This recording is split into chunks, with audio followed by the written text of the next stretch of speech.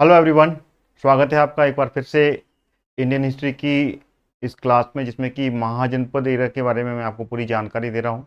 लगातार ये सीरीज चल रही है, तो आप सभी स्टूडेंट स्टडी कॉन्सेप्ट चैनल को सब्सक्राइब कर लें और ऑल नोटिफिकेशन के साथ में आप इसको सब्सक्राइब करें, जिससे कि आप अपने एग्ज़ाम्स की तैयारी पूरी तरीके से कर पाएंगे, क्योंकि इसमें सिविल सर्विसेज का प्री और मेंस सभी का कंटेंट मैं कवर कर रहा हूँ। तो आप सभी स्टूडेंट लगातार मेरे चैनल से जुड़े रहें। तो आज का जो वीडियो है, आज का ये टॉपिक है, इसमें हम महाजनपद के तीन जो महाजनपद हैं उनके बारे में जानकारी हम कंप्लीट करेंगे, जिसमें कि पांचाल, मत्स्य और सूरसेन जो महाजनपद हैं, जो कि भारत के विभिन्न क्षेत्रों में ये स्थापित हुए थे, तो उनके बारे में जानकारी मैं कंप्लीट करूंगा। तो वीडियो को अंत तक देखिएगा। इससे पहले मैंने 3 वीडियो ला चुका हूं, जिसमें कि मैं काशी, कौशल और अंग का एक वीडियो है, जिसमें कि इन तीनों महाजनपद के बारे में जानकारी मैंने पहले वीडियो में दी थी। उसके बाद में मगध, वज्जी और मल के बारे में मैं आपको जानकारी दूसरे वीडियो में दे चुका हूं। और इसके बाद जो तीसरा वीडियो था, जिसमें कि चेदी, वश और कुरु के बारे में मैंने जानकारी दे दी है। तो लगातार ये 3 वीडियो मैंने पहले दे चुका हूं, जो कि लगातार चल रहे हैं। हर रोज का एक वीडियो मैं लेके आ रहा हूं, जिसमें कि जानकारी कंप्लीट कर रहा हूं। तो अगर आपने वो वीडियो नहीं देखे हैं, जिसमें कि महाजनपद के समस्त 16 महाजनपद की जानकारी मैं दे रहा हूं, तो उनको जरूर देखें आप। और उनके जो लिंक है वो इस वीडियो के डिस्क्रिप्शन बॉक्स में आपको मिल जाएंगे, यहाँ से कि आप इसको कंप्लीट कर सकते हैं। तो आज का जो वीडियो है, जिसमें कि मैं पांचाल, मत्स्य और सूर्यसेन के बारे में आपको जानकारी दूंगा, तो वीडियो को अंत तक जरूर देखिएगा। शुरू करने से पहले महाजनपद जो काल है उसके बारे में थोड़ा सा ब्रीफ मैं बता दूं, जो कि 16 महाजनपद 600 बीसी के समय में ये अस्तित्व में आए, जो कि भारत के उत्तर और पश्चिमी क्षेत्र में अधिकतर यहाँ पर अस्तित्व में रहे। उसके बाद में एक जो महाजनपद था, जो कि सिर्फ दक्षिण भारत में अस्तित्व में आया था, जो था अस्मक या फिर अस के नाम से जाना गया। बाकी के समस्त 15 महाजनपद जो कि पश्चिम और उत्तर क्षेत्र में अवस्थित रहे। सबसे ज्यादा जो कि गंगा का तराई क्षेत्र था, वहां पर सबसे ज्यादा महाजनपद के बारे में भूस्थिति जानकारी मिलती है, जो कि ज्यादा से ज्यादा थे। सिर्फ 2 जो महाजनपद थे जो कि उत्तर पश्चिम क्षेत्र में अवस्थित थे, जिसमें कि कंबोज और जो गांधार था, ये दोनों जो थे ये उत्तर पश्चिम क्षेत्र में उपस्थित थे और वहां पे वो स्थिति इसकी पाई जाती है। चलिए आगे बढ़ते हैं। जो कि 16 महाजनपद थे। 16 महाजनपद में, जैसे कि मैं आपको पहले भी वीडियो में बता चुका हूं, 2 महाजनपद जो कि गणतंत्र का हिस्सा थे। याद कर लीजिएगा, रिवीजन जरूरी है, तो रिवीजन में आपको साथ साथ करवाते जाऊंगा। 2 महाजनपद जो कि वज्जी और मल थे, जो कि गणतंत्र का हिस्सा थे। यहाँ पे कि गणतंत्र स्थापित था, जो कि छोटे छोटे राज्यों का संघ बनाकर यहाँ पर गणतंत्र स्थापित किया गया था। 600 बीसी के समय की बात है। और बाकी के अन्य जो 14 यानी कि 14 महाजनपद थे, वो राजतंत्र का हिस्सा थे। यहाँ पे कि राजा और राजा के बाद में उसका जो उत्तराधिकारी था वो नियुक्त होता था। तो इस तरीके से ये राजतंत्र का हिस्सा थे 14 महाजनपद, और वज्जी और मल जो थे वो गणतंत्र का हिस्सा रहे। चलिए आगे बढ़ते हैं। अब हम शुरू करते हैं पांचाल, मत्स्य और सूरसेन के बारे में एक एक करके जानकारी मैं आपके सामने रखूंगा। तो वीडियो को लगातार बने रहिए और वीडियो को लाइक और शेयर करते हुए जरूर जाइए, जिससे कि अन्य जो स्टूडेंट हैं वो इसकी तैयारी कंप्लीट कर पाए। चलिए आइए लेते हैं पहला महाजनपद, जो कि है पांचाल महाजनपद आज के वीडियो का। अगर हम इसके बारे में जानकारी देखें तो ये आज के समय में, अगर आज के भारत के बारे में जानकारी लें, तो आधुनिक रोहिलखंड का जो क्षेत्र है, जिसमें कि बरेली, बदायूं और फर्रुखाबाद के ये जिले हैं, जो कि उत्तर प्रदेश राज्य के अंतर्गत आते हैं, उस क्षेत्र में ये स्थित था। उन तीनों राज्यों को मिलाकर अगर देखा जाए तो वहां पर यह प्राचीन पांचाल महाजनपद बनता था। तो ये इसकी मेन जानकारी है। अगर आज के समय में वर्तमान में इसकी जियो पोजीशन देखी जाए तो बरेली, बदायूं और फर्रुखाबाद के जो जिले हैं वहां पर स्थित था। आगे देखें, अगर हम इसकी बात किया है तो जब ये महाजनपद अस्तित्व में आया उस समय इसके 2 भाग थे। एक तो उत्तरी पांचाल था और एक दक्षिणी पांचाल था। और इसके बारे में अगर हम जानकारी देखें तो महाभारत काल के समय की बात है, जिस समय ये 2 भागों में विभाजित हो गया था पांचाल। ठीक है, पांचाल के जो नरेश थे, अगर महाभारत काल के बारे में देखी जाए तो वो थे अपने राजा द्रौपद और महाभारत के जो द्रोणाचार्य जी थे, ये दोनों आपस में मित्र थे और इन्होंने शिक्षा एक साथ हासिल की थी। तो उस समय ही कहीं ना कहीं पे कुछ इस तरीके की जानकारी मिलती है कि दोनों के बीच में इस तरीके से मतभेद हुए और मतभेद में कहीं ना कहीं पे ये दो भागों में ये राज्यों का बंटवारा हुआ था, जो कि महाभारत के बारे में जानकारी मिलती है। महाभारत के जो पुराण है उसमें कहीं ना कहीं पे इसके बारे में तथ्य मिलते हैं। अगर आपने महाभारत कहीं ना कहीं पे पढ़ा है या फिर देखा है तो उसमें आपको कहीं ना कहीं पे इसके बारे में जानकारी जरूर हासिल हुई होगी।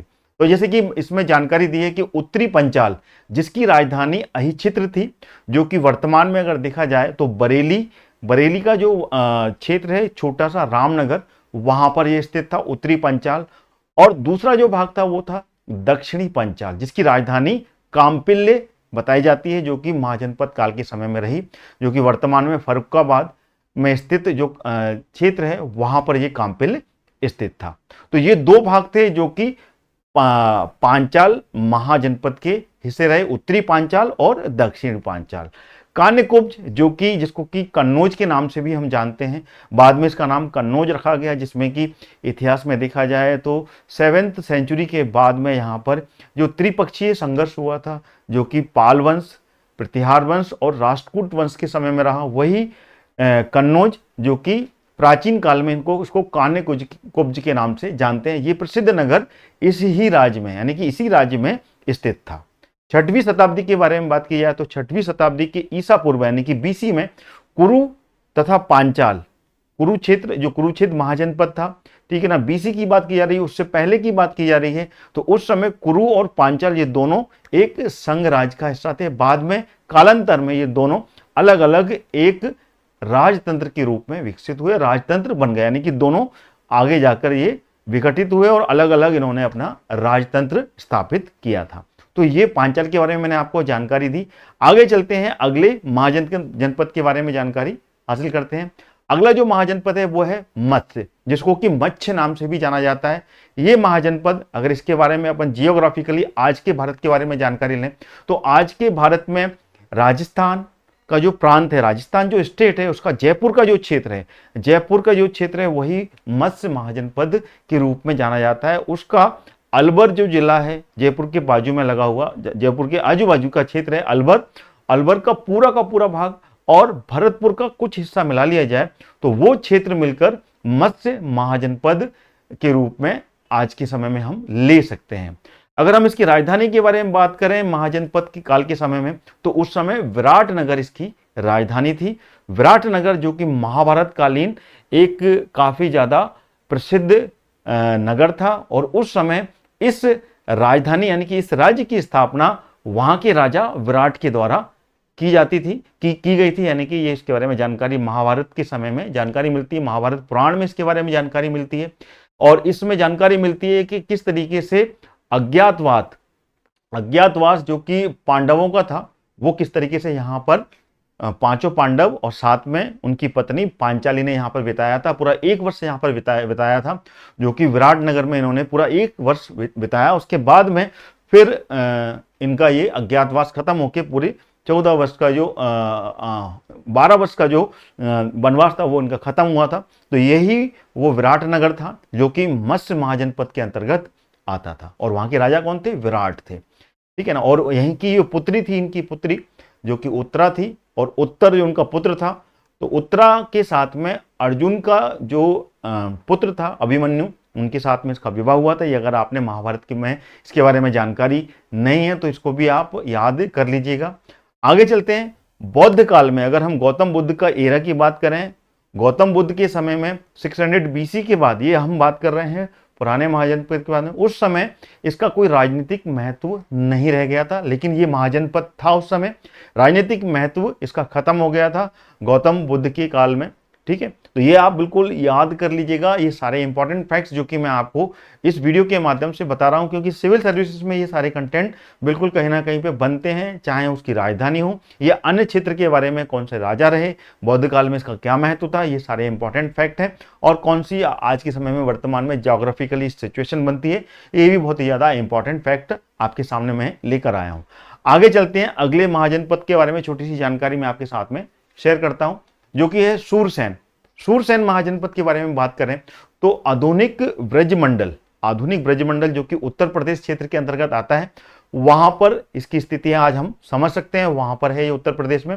और उस समय इस महाजनपद की जो राजधानी थी वो थी मथुरा, जिसको कि माथेर के नाम से भी कहीं कहीं प्राचीन इतिहास में जानकारी मिलती है। इसको माथेर के नाम से भी जाना जाता था और ये मथुरा के नाम से प्रसिद्ध रहा था महाजनपद, जो कि शूरसेन है। महाभारत और अन्य पुराणों में इनके बारे में जानकारी मिलती है कि यहां पर यदुवंशियों का यानी कि यादव वंश का शासन था। यादव वंश के जो प्रमुख राजा बनकर महाभारत काल में आए वो थे श्री कृष्ण भगवान, जो कि एक विष्णु का अवतार माने जाते थे और वो यहाँ के राजा थे, यदुवंश। ठीक है, महाभारत काल जिनका कि सबसे ज्यादा जो रोल रहा वो पांडवों के साथ में रहा। भगवान श्री कृष्ण अर्जुन के सारथी बन के महाभारत के युद्ध में शामिल हुए थे। इसके बारे में जानकारी आपको होनी चाहिए। आगे चलते हैं। अगर हम बात करें बौद्ध काल की, बौद्ध एरा की, तो बौद्ध एरा में यहाँ पे एक राजा हुआ था अवंतीपुत्र, जो कि भगवान बुद्ध का सर्व प्रमुख शिष्य के रूप में जाना जाता था। यानी कि जो कि भगवान बुद्ध का शिष्य था। ये महाजनपद की बात कर रहे हैं अपन, 600 BC के बाद की बात कर रहे हैं। उस समय जो बुद्ध काल था, भगवान बुद्ध के समकालीन था ये। और वहां का राजा अवंती, जो कि शूरसेन महाजनपद का राजा रहा, जो कि भगवान बुद्ध का शिष्य था। और उन्हीं के सानिध्य में आकर मथुरा जो क्षेत्र है, मथुरा क्षेत्र में बौद्ध धर्म का इसने प्रचार किया था और उन्हीं के सानिध्य में आकर यहाँ पे बौद्ध धर्म काफी ज्यादा फला फूला था, आगे बढ़ा था। अगर हम बात करें मांजिम निकाय, जो कि बौद्ध निकाय का एक प्रमुख निकाय है, उसके अनुसार बात करें तो अवंती पुत्र का जो जन्म हुआ था वो अवंती नरेश चंद्र प्रगोत, इसका जो नाम अवंती पुत्र रखा गया वो कहीं ना कहीं जो अवंती महाजनपद है उससे कहीं ना कहीं रिलेट होके अपन इसको समझ सकते हैं।